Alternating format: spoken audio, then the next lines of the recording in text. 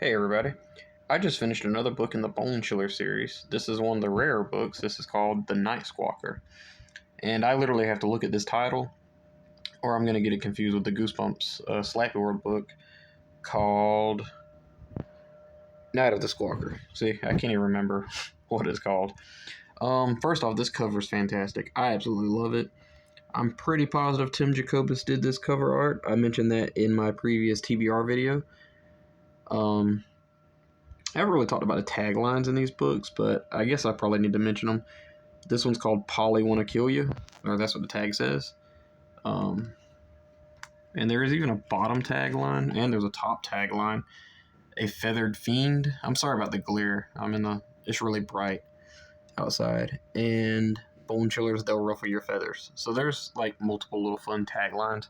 I'll go back and show the other ones when I do more reviews and stuff, but yeah, this is I don't know how many books I've read in this series. I have to look. But yeah, the story starts off with this guy named Paul. His mom works at a veterinarian clinic, and she received this parrot from somebody with a little bit of money donated towards their medical veterinarian clinic thing, and it's like $50,000. And so she takes this bird and she wants to take care of it because she thinks she has to because, they gave her all this money. So she carries him home, and the bird is really ugly looking. He's described as having like white feathers, and it's falling out, and he looks really mean and stuff like this.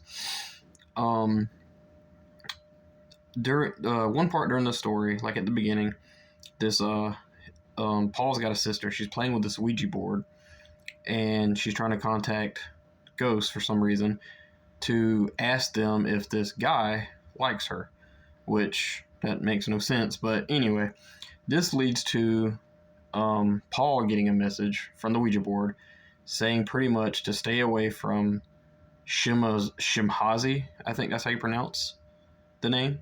And we don't know what Shimhazi means yet, but we find out quickly, very quickly. They're at dinner one night, and they're trying to come up with a name for this bird, and Paul is being kind of funny, so he says that let's name him Bart, which is the name of the guy that his sister likes. The bird goes ballistic and says that his name is Captain Shim, Captain Shimhazi, and he keeps saying this repeatedly, so they're like, all right, we'll just call him Captain Shim for short. And so the warning from the Ouija board is telling him to stay away from this bird, to get rid of it, get him out of the house quickly.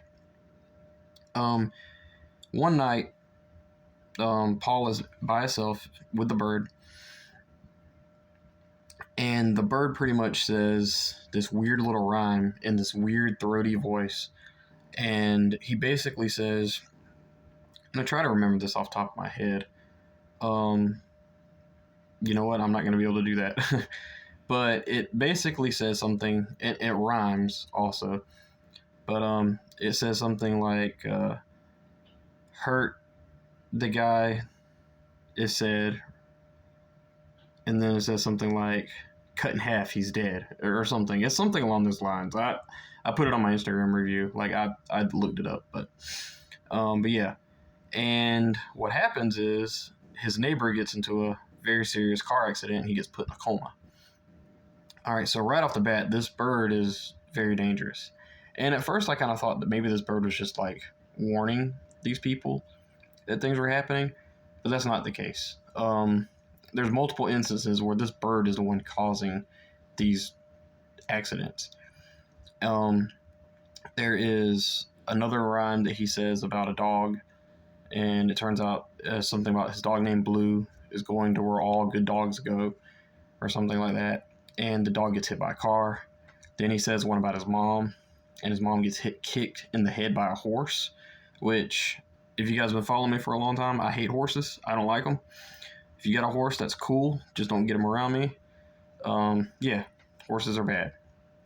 But yeah, so basically this bird is just this thing that causes bad stuff to happen. So he's basically, if you guys are a big Goosebumps fan, he's basically the Gruul from a Goosebumps book. I'm not going to tell you which one because that spoils it. But yeah,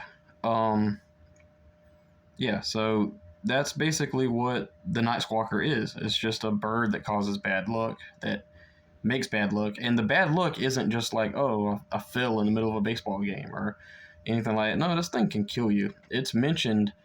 Paul goes to the library to try to find obituaries for where this bird came from, and he finds the obituary for the guy that owned this bird. His name was like Mr. Weir or something. And the way he passes away is pretty graphic. A microwave falls on his head, and it literally says it crushes his skull. So this didn't hold nothing back. Yeah, the Night Squawker is pretty dangerous. It's pretty scary. There is a scene in here where Paul grabs the bird, duct tapes his. There is a funny. Going away from the more morbid part. There is a part where Paul tries to kill the bird, and what he does is he crushes up a bunch of aspirin in a crushed up banana, and he puts some brandy in it, like the alcohol. And the bird gets drunk and he starts singing. And I thought this part was funny. It was nice to have a little bit of humor towards the middle of this because this book gets a little morbid. But yeah, after that, the bird passes out and he throws him in a sewer hole, drain pipe thing. And the bird comes back that night, knocks on his window, and he's already back. So that reminded me of a Slappy book. I'm sure. I know that happened in the episode, but I can't remember if it happened in the book or not. I don't know. But yeah, so this bird is basically like the Slappy of the Bone Chiller series, in my opinion. I know there's a book called Scare Bear, which is probably going to be more like Slappy. I'm not sure. But this dude here should have been like the mascot of Bone Chillers. I don't know what the mascot of Bone Chillers are. Probably Franken-Turkey. But yeah, this one's definitely an underrated book, in my opinion. It's very dark, very cool. There is a scene that I want to talk about too towards the end where he looks up what hurts these birds, what can take care of them. And long story short, he takes them in the woods, and all of the animals around him gets really quiet.